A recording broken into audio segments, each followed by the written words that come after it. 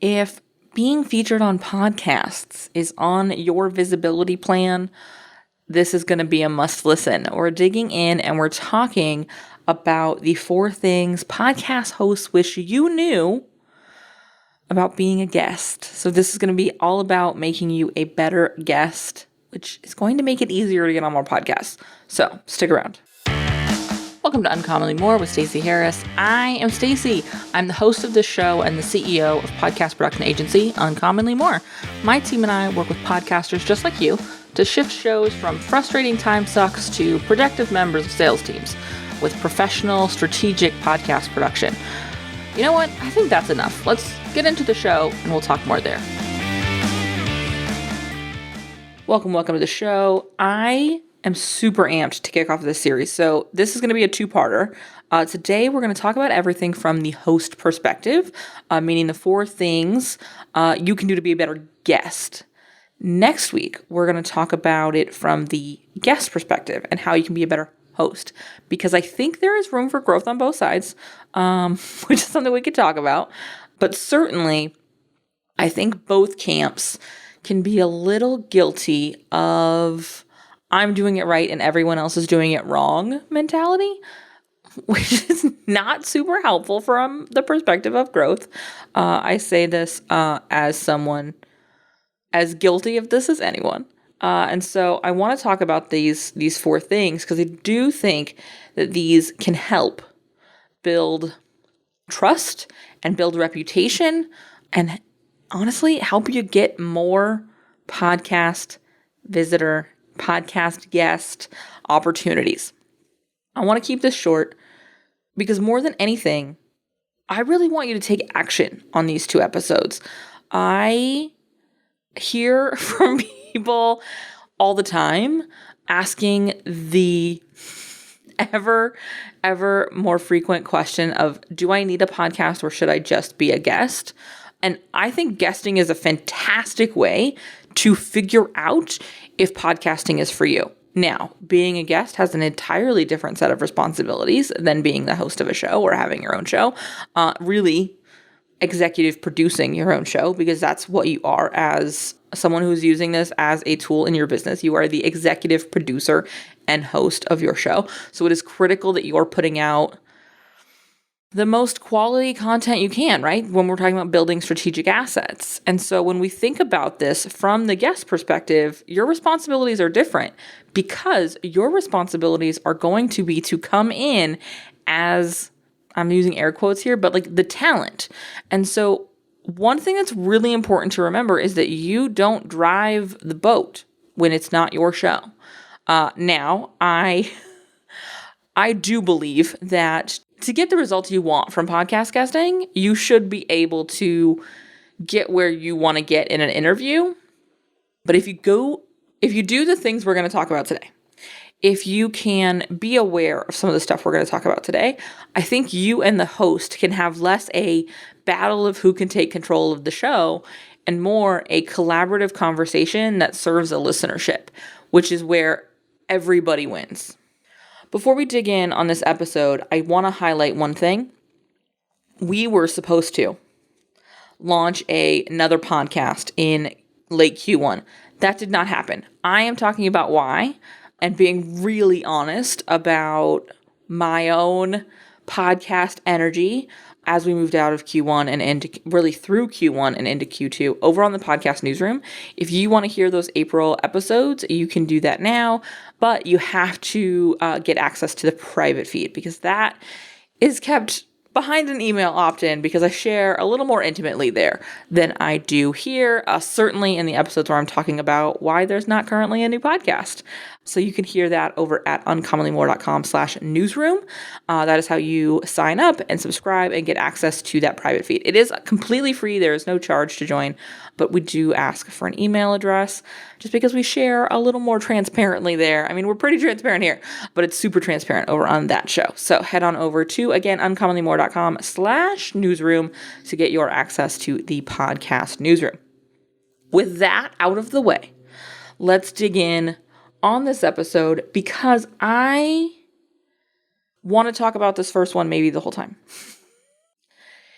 The first key to being a better podcast guest is doing your research. You have to be researching the shows you're pitching. And I know that feels like it slows down the amount of shows you can pitch. I know that means you're not going to be able to send 25 emails a week. And that's okay. It really is. This is about building relationships. And here's the cheat code. Here's the shortcut to this. Recognize how many shows you have already listened to, how many relationships with podcasters you already have, and start there. Because you know those shows. You know those hosts. That is going to be your most successful content because everyone is interested and invested in the conversation, meaning you and the host. And so often as hosts, I think we forget, and we also don't want to bother anyone just as much as people pitching for guest spots. And so we forget to go, hey, you're a genius. Do you want to be on my show? But if you came to me and said, hey, I would love to be on your show. I think you're doing really cool things with it. I would probably say, yeah, because I know you and I trust you. And I know what you're delivering is going to be quality because more than anything, I have a responsibility to my listenership, to my audience, to you. And so, yet no, most of the pitches that get pitched to me, I say no to. And the number one reason is because it is immediately obvious that they have never heard my show. That's right. Spoiler alert. We know when you don't listen to the show. And I can hear the head nods and the cheers of thousands of grateful podcasters who listen to the show, who already have podcasts, going, oh my God, yeah. Oh my God, yeah. Because here's the deal. It's so obvious when you've never listened to the show. I'm not saying you need to be able to write a dissertation on my show.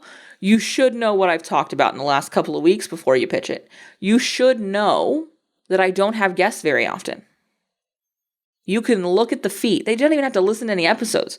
You can look at the feed and see the frequency in which guests are featured on this show, and that should impact how you start your pitch. I'm not saying don't pitch me. I absolutely pitch shows that don't generally have guests very often. And I say, hey, I love your show. I love your message. I loved this, and this episode because of this, and this reason. If you ever decide to bring on another voice, I'd love to have a conversation about this. Because this is how it serves your listenership. This is how it serves you as a host. Let me know how I can make this easier. Every single host is afraid they're going to run out of content, is afraid their listenership is going to get sick of listening to them. So if you can prove to me as a host, and I'm using me in the general term, if you can prove to the host that you have an understanding of the show and the listenership, you're a lot closer to a yes. And a lot of people get hung up on this idea of having an understanding of the listenership. And I think it's the most important part. If you're pitching shows where you don't understand who the listener is, stop pitching shows. Right now, do not pitch another one. Because the listenership is the only reason it's worth pitching. I'm going to say that again. The listenership is the only reason it's worth pitching. That listenership should be your ideal client. That listenership should be representative of the people you want to be working with. The people who you want listening to your show if you have a podcast. And so that's the thing you should be understanding above all else. And that's handy because it's the most important factor for the host. Like I said, they've already been working their tail off to build know, like, and trust with their audience. The last thing they're going to want to do is risk that with somebody who doesn't understand how to meet the needs of the listener. And so you have to be proving in that pitch that you've done your research and how you are going to serve the listenership. If you don't know that, you are not ever going to get off the ground with the pitching. The second key to being a better podcast guest, come prepared. And I don't just mean from a content perspective. I mean, certainly from a content perspective, come prepared. But I'm sure you already know that. But also from a technological standpoint, from a physical standpoint, be ready. Have your headphones in, have your, other apps shut off, have your phone silenced, your iPad silenced, your watch silenced. I put my computer in do not disturb mode so that it will turn all of my Mac devices to do not disturb, because more than once I've had my watch start ringing while I'm trying to record a podcast. It's a whole thing, by the way. I want you to come absolutely ready. Watered, ready to go. You also need to come ready to move the conversation forward. So this is where that research is going to play a role again.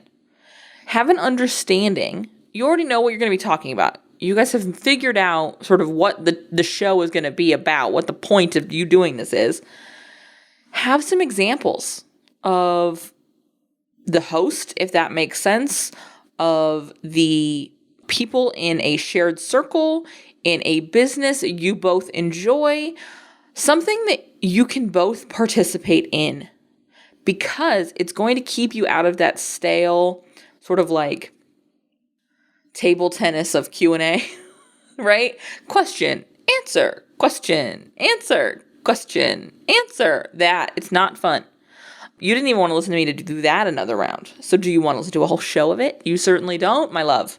So come ready, come prepared, come have an understanding of what you need to be in an optimal sort of sound environment, what you need to do to deliver, but also some examples and some ways in which you two can connect and have a conversation together. It's going to be critical. The last piece you need to come prepared with is, that's right, what's next? Make sure you know already before you sit down where you're sending them. Is it an opt-in? Is it a landing page with a variety of resources? Is it a number they can text and get an opt-in right then? What is it that you want them to do next? Because the thing that drives me the craziest is when we get to the part of the show where I go, oh God, it's been so great talking to you. If the listeners want to get to know more, where could they go? And then the guest goes, I guess the best place would be... By the way, that was quality voice work. Seriously, in all seriousness, when you do that, you've lost immediately the trust you just built with the listenership. And you completely disrupt the flow of like, oh yeah, I can't wait. I'm so excited. Because it catches. And so be ready from start to finish. From before you sit down and having your water and your, as my friend Joe Gifford says, we in a tea. Have your we in a tea. Do your thing. Sit down, have your headphones on, have your Zoom open, be logged into whatever guest recording software they're using, Zencastr or Riverside or whatever it is they're using. Know how you want to be able to incorporate the host into your conversation. And know what you're going to send them to do next. You have to be ready. The third key to being a better podcast guest really ties in to this what's next piece, right? Your call to action. I want you to make this as concise and clear as possible. A lot of times I hear guests either in the shows that we edit or in shows that I'm listening to, I hear us get to the point where we're going to find out where to connect with the guest, and it's a list, an absolute list. And it makes it a complete pain for the listener to go to any of those places, because not to decide where I'm going. Instead, I want you to have a landing place. When you're on a show, you send them to this link. Now, this could be, hey, I send absolutely everyone to my homepage because there's links on my website to all the things. This could be, I have a special landing page where they can go get a specific opt-in that's going to immediately put them into a well thought out, well executed funnel and handle it from there. Honestly, I've had it both ways depending on the season of my business. Right now, it's absolutely everything's over at uncommonlymore.com because that has made the most sense. That will change this year. I'm actually currently working on a page that will look a little different, but I send them one place. I don't share my website and my podcast and our private podcast and an opt-in and 4 social media profiles. I just don't. It's too many things. Again, you need to be more ready than that. You need to be more clear. If you don't know what's next, no one else is going to do what's next because they can't. And so be really concise. Give them a reason to go there and send them a place. That's absolutely everything you need to do. Then, and here's the part where the host will really love you, afterwards, send all the different links. Send it to the host and say, hey, if you want to include any of these in the show notes, they might be helpful. Here is my Facebook page, my Instagram profile, my TikTok channel, YouTube channel, podcast, private podcast, opt-in, website, whatever, LinkedIn, whatever you want to send people to. And the host may include all of those. They may include just a couple of those. They may just include the one you shared on the episode. But now they have the links to send them wherever they need to go. Make this really easy for the listener in the actual recording and for the host in their own production process. All right. The fourth piece, the fourth key to being a better podcast guest, share the show. Be excited. I know that you booked this to get in front of their audience, and you don't really want to drive your audience to a show that is not yours. I get the logic. Here's where it's faulty. One of the things we look at when we get guest pitches, one of the things I tell clients to look for when they're managing guest pitches is to go look and see what other shows they've been on and how they've promoted them. Because this has got to be a win-win. You're sharing audiences when you're a guest on a podcast. You're not just going in and harvesting theirs. You're sharing. It's also an opportunity for their show to get in front of a new listenership. That's one of the primary benefits of guests for a podcast host. So make sure, if you want them to be sharing, if you want them to be driving traffic to you, that you're also sharing and driving that traffic to the website. And oh, by the way, you're driving them to something where you're the expert. You're driving them somewhere where you're being interviewed. How often does that happen on your show? This is an opportunity for your audience to hear you in a way they maybe have never heard you before. There is an incredible value for you as well.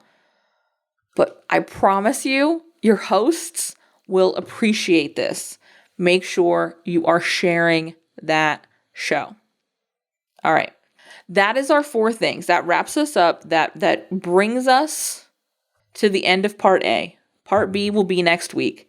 In the meantime, make sure you have subscribed over to uncommonlymore.com/newsroom to check out the episodes and what's happening with that new show. Aside from that, find one of these pieces that you're going to take action on and pitch a show.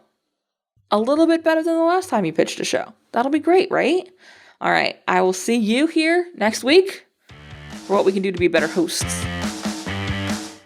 If you made it to this point of the show and you still happen to be listening, which statistically is unlikely, I want to say thank you for listening. Thanks for hanging out with me today, and I want to hear from you. So reach out on social or via email and let me know what actions you're going to take from today's episode. Because honestly, that's why we produce this show. That's why I record this show. It's why my team does all the work to release this show.